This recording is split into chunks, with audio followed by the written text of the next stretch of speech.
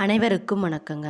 சித்திரை மாதம், அதாவது புது வருடத்திற்கு பிறகு உங்களுடைய வாழ்க்கையில் நடக்கவிருக்கும் அனைத்து நற்பலன்களும் உங்களுக்கு சாதகமாகவே இருக்க போகுதுங்க. நீங்கள் நினச்ச காரியங்கள் அனைத்துமே நடக்க போகுது.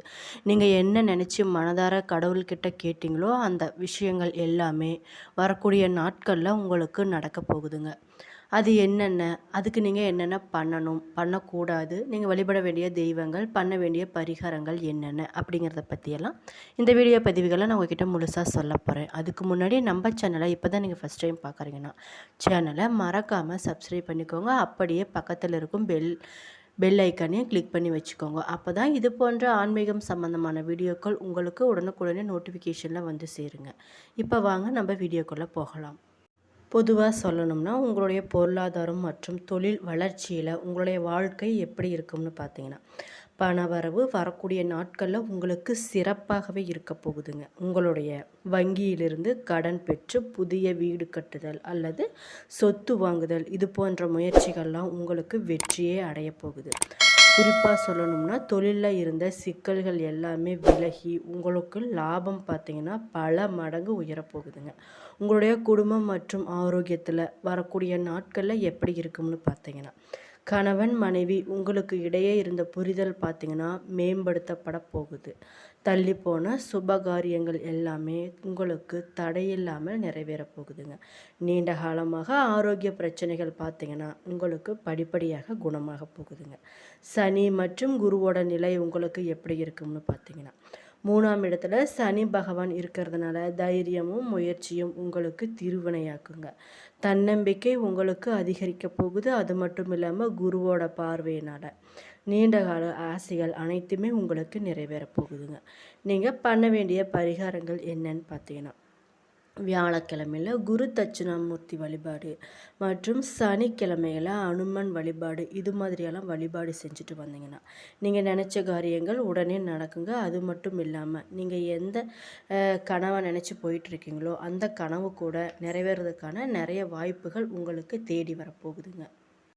உங்களுடைய வியாபாரம், தொழில், உத்தியோகம், படிப்பு இதெல்லாம் நன்றாகவே இருக்க போகுதுங்க. வரக்கூடிய காலகட்டத்தில் திருமணமாகும் யோகம் பார்த்திங்கன்னா திருமணமாகாதவர்களுக்கு நடைபெற போகுது. பண வரவு உங்களுக்கு நன்றாகவே இருக்க போகுதுங்க.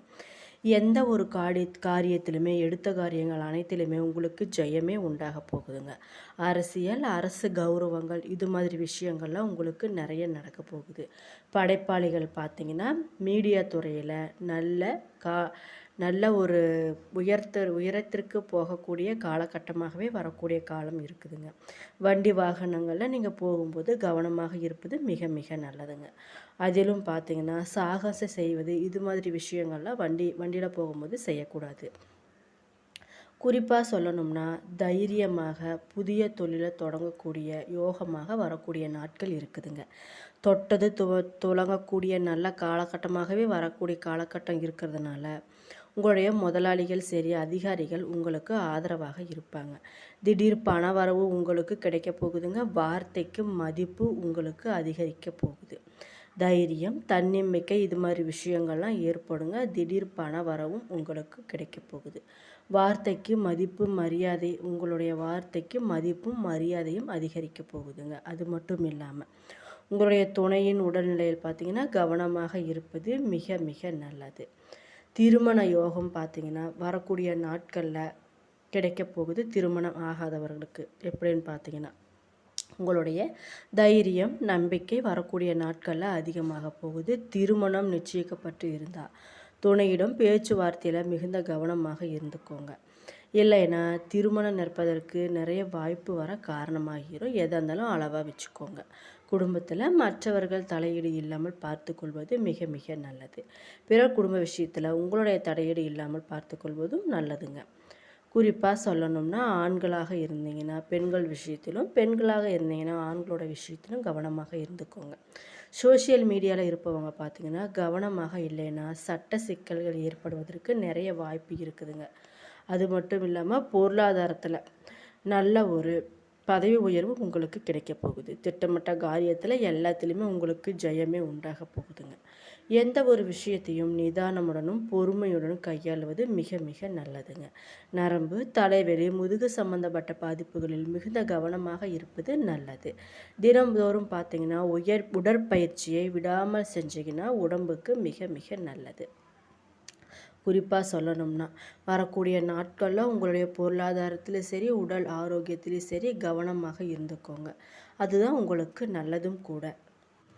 விடியல் அப்படிங்கிறது கிழக்கில் இல்லைங்க, நம்மளோட உழைப்பில் தான் இருக்குது அப்படிங்கிறத மனதில் வச்சுக்கிட்டு உழைக்கக்கூடிய மகர ராசி அன்பர்களே, உங்களுக்கு பார்த்தீங்கன்னா 2வது ராசியில் இந்த பராபவ தமிழ் புத்தாண்டு பிறந்திருக்குதுங்க. அதனால் பார்த்தீங்கன்னா இன்னும் நீங்கள் நினச்ச காரியங்கள் எல்லாமே நிறைவேற போகுதுங்க. புது பொலிவுடன் நீங்கள் மிளிர போகிறீங்க. அழகு, ஆரோக்கியம் பார்த்தீங்கன்னா கொஞ்சம் கூடுதலாகவே உங்களுக்கு அதிகரிக்க போகுது. வெளி வட்டாரத்தில் உங்களை பாராட்டுற அளவுக்கு நீங்கள் முன்னேற போகிறீங்க. குடும்பத்தில் தள்ளி போய் கொண்டு இருந்த சுபகாரியங்கள் பார்த்தீங்கன்னா இனி உங்களுக்கு கைகூடி வரப்போகுது. கணவன் மனைவிக்குள்ளே பார்த்தீங்கன்னா விட்டு கொடுத்து நீங்கள் போவீங்க. வற்றிய பணப்பை இன்று நிரம்ப போகுதுங்க. உங்களுடைய பணப்பை பார்த்தீங்கன்னா நிரம்பி வழிய போகும் காலமாக வரக்கூடிய காலம் இருக்க போகுதுங்க. எதிர்காலத்துக்காக பார்த்தீங்கன்னா சேமிக்க தொடங்க ஆரம்பிக்க போகிறீங்க. உங்களுடைய நகைகளை மீட்கவும் போகிறீங்க. பிள்ளைகள் பொறுப்பாக நடந்து கொள்வார்கள். அது மட்டும் இல்லாமல் உங்களுடைய உறவினரோட மத்தியில் உங்களுடைய தகுதி பார்த்திங்கன்னா மேன்மேலும் உயரப்போகுது. குறிப்பாக சொல்லணும்னா குடும்பத்தில் சந்தோஷம் அதிகரிக்க போகுதுங்க. குழந்தையில்லா தம்பதிக்கு பார்த்திங்கன்னா குழந்தை பாக்கியமும் உண்டாக போகுது. சிலர் பார்த்திங்கன்னா சொந்த வீடும் வாங்க போகிறாங்க. சிலருக்கு புதிய மனை, வாகனம் இது மாதிரியெல்லாம் வாங்கிறதுக்கான நிறைய வாய்ப்பும் அமைய போகுதுங்க. அது மட்டும் இல்லாமல் உங்களுக்கு குரு பகவான் 8ஆம் வீட்டிற்கு போவதனால தன்னம்பிக்கை அதிகரிக்கக்கூடியதாக இருக்குங்க. உங்களோட உடல் நலத்தில் அதிக அக்கறை காட்டுங்க. வாகனத்தை கவனமாக ஓட்டுங்க.